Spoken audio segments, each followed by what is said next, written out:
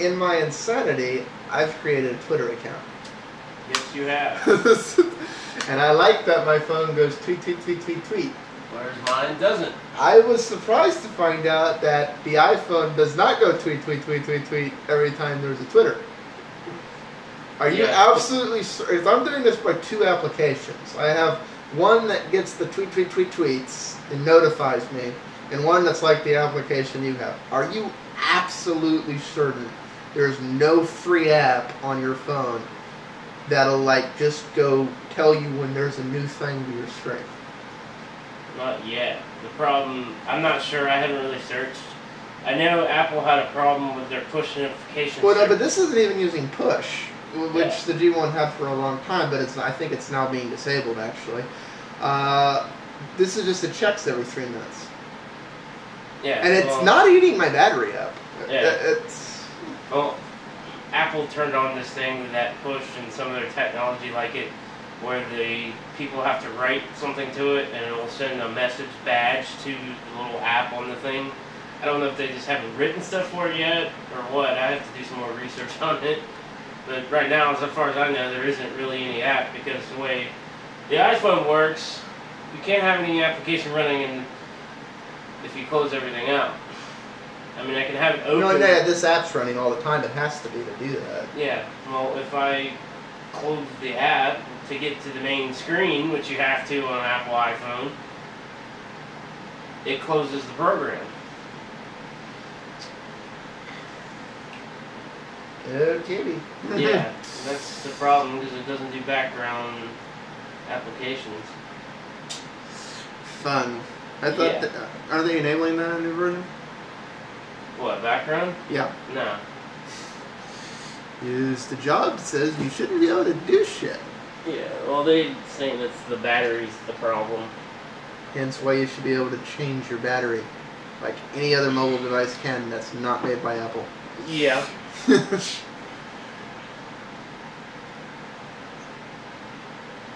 I didn't know they were having family pack, so I bought a version of Windows 7 already for $50. yeah. I know it's not going to be less than those stuff. For those of you who may or may not know, last week this thing happened. Mozilla released an updated version of Firefox.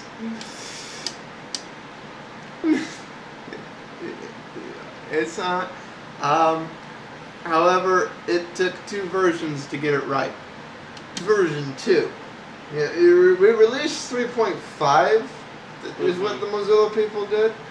And then they quickly released version 3.5.1 because version 3.5 had some security holes, but it also was crashing Windows machines.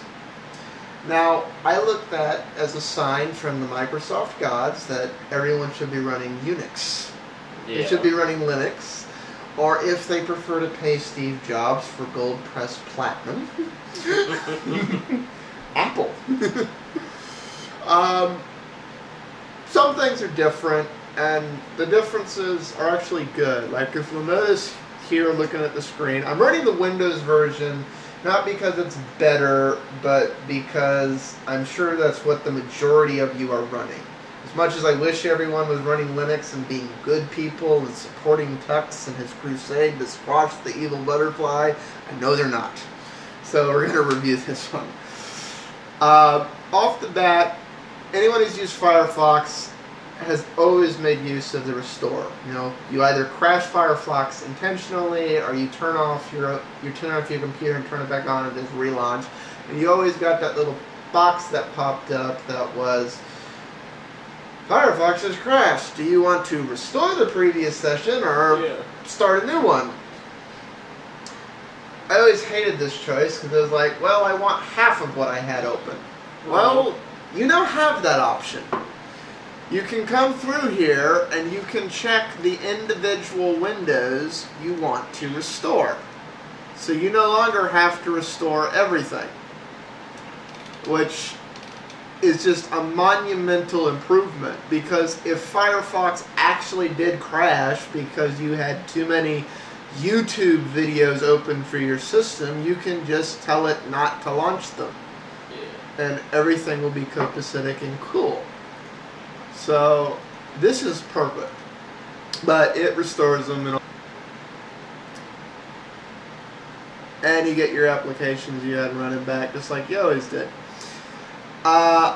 They did change one other thing cosmetically, and this is, I got mixed feelings about this. You remember when you get a page, if anybody who's ever had this, you'll notice a web page just won't refresh, or you get a bad cookie stuck in, and the simplest way to do this is just to clear stuff. Again, this is an improvement. I don't think anyone who's used this stuff is going to have a problem with it, but instead of clear private information, it's now clear recent history. Same shortcut. It's still Control-Shift-Delete. And by default, it no longer clears everything. Mm-hmm. You have a dialog box that has everything. If you click this expand, you have all the stuff you used to have. Cookies, cache, from. The other thing is there's now a time stamp on it. The default is to clear the last hour. Yeah. You can also clear 2 hours, 4 hours, the whole day, or you can clear everything. Which means you no longer have to erase your entire address bar history just to fix a cookie or cache error. Which, also another improvement. On the whole, I say Firefox 3.5.1 is a significant improvement to Firefox 3. However, I have my reservations about upgrading all my machines. Since 3.5 had a little bit of a catastrophic upgrade, I think I'm going to keep running 3 on my Windows machines. Anyone on Linux, upgrade. Mac, I can't advise you. Yeah. I've been telling people who are in a business not to upgrade from 3, to wait a month, make sure there's nothing else in it, then upgrade. If it's just your home computer, 3.5.1 has fixed stuff, so you should be okay. So, yeah, home users get it. Just don't put it on your work machine yet. Anything you want to weigh in on that, or? I don't know, not really. I haven't really used it much, so I'm not an expert. I'm not an expert. I'm an expert in nothing. Yes. I just screw around with everything. Yeah. It's important to screw around with shit. All hail the Yobs and the antis. Yeah, no person. Of course, it still doesn't work with the Windows thing. Yeah, I know what you're talking about. I was just trying to fuck with it. Did it? No. When you launched it on yours, because yours has shared graphics. Yeah. Did it crash the 3D effects? What? Firefox? Yeah. No. Okay. I want to know what the thing is. I know it's somewhere between that machine and that machine, but I don't know where the bar is. It's like where launching a non-Internet Explorer browser crashes the 3D effects in Windows.